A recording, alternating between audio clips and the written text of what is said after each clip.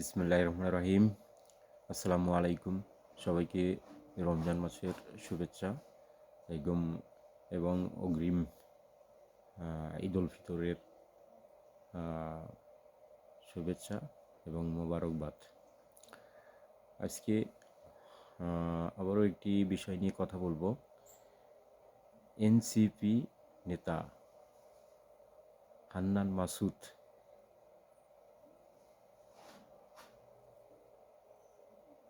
আহত এবং সার্জিস আলম হেলিকপ্টার উড়োজাহাজ থেকে নেমে শতাধিক গাড়ি নিয়ে এলাকায় তার পঞ্চগড় জেলায় শোডাউন। একটি বিষয় অত্যন্ত গুরুত্বপূর্ণ, তা হলো বাংলাদেশের রাজনীতির ধারা এই ধরনের সন্ত্রাসী অথবা উগ্রবাদের দ্বারা আক্রান্ত হওয়া এটি অত্যন্ত নিন্দনীয় এবং এর তীব্র ঘৃণাগত নিন্দা জানাচ্ছি। শুধু এনসিপি না, বাংলাদেশের সবারই রাজনীতি করার অধিকার আছে। সাম্প্রতিক ঘটনাবলী থেকে আমরা এটাই জানতে পারি এবং আমাদেরকে উপলব্ধি করতে হবে, আমরা যারা রাজনীতি করি,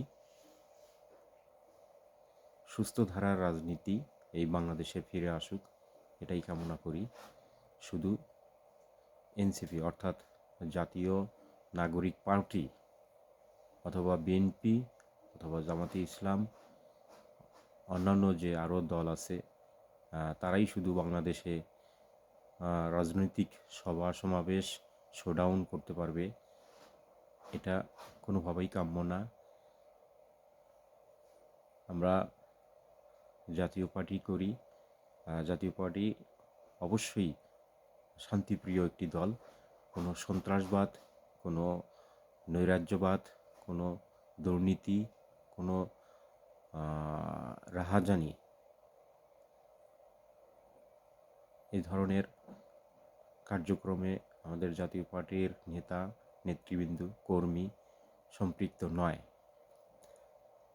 এবং জাতীয় পার্টিরও রাজনৈতিক অধিকার আছে বাংলাদেশে শোডাউন, পথসভা এবং অন্যান্য যে অনুষ্ঠান, সভা সমাবেশ,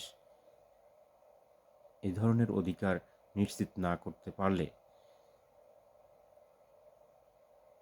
অন্যান্য দলেরও সভা সমাবেশ, পথসভা এবং যাত্রাপথে এ ধরনের হামলা এবং বাধার সম্মুখীন হতে হবে। এই ধরনের হামলা এবং বাধার সম্মুখীন যেন না হতে হয়, সবার সম অধিকার বজায় রেখে বাংলাদেশের সুস্থ ধারার রাজনীতি ফিরে আসুক, এইটাই আমরা সবাই চাই। এবং এই বৈষম্যমূলক আচরণ যেন কোনো দলের সাথে না হয়, এই অন্তর্বর্তীকালীন সরকার তার নিশ্চয়তা প্রদান করবেন এবং আইন শৃঙ্খলা সবার জন্য সমানভাবে বজায় রাখবেন। এটাই আমাদের চাওয়া এবং কামনা। বাংলাদেশ একটি অত্যন্ত গুরুত্বপূর্ণ এবং ক্রিটিক্যাল সময় পার করছে। এই সময়ে দায়িত্বশীল যারা অবস্থানে আছেন, তারা নিরপেক্ষতা বজায় রেখে সবার জন্য সমান সুরক্ষা এবং আইনি ব্যবস্থা প্রদান করবেন, এটাই আমাদের কামনা। এবং জাতীয় পার্টির প্রতি অন্যায় অবিচার যেন না হয়, সেটাও আমরা দাবি জানাচ্ছি। এবং কোনো ধরনের বৈষম্যমূলক আচরণ আমরা সহ্য করব না এবং বরদাস্তও করব না। সবার সম অধিকার নিশ্চয়তা দিয়ে আপনারা দেশ একটি স্থিতিশীল পরিস্থিতি বজায় রাখার চেষ্টা করবেন এবং আগামীতে সুন্দর একটি নিরপেক্ষ নির্বাচনের মাধ্যমে দেশকে একটি গণতান্ত্রিক আহ, ধারায় ফিরিয়ে এনে আপনারা আহ, এই অন্তর্বর্তীকালীন সরকারের গুরুত্বপূর্ণ দায়িত্ব শেষ করবেন।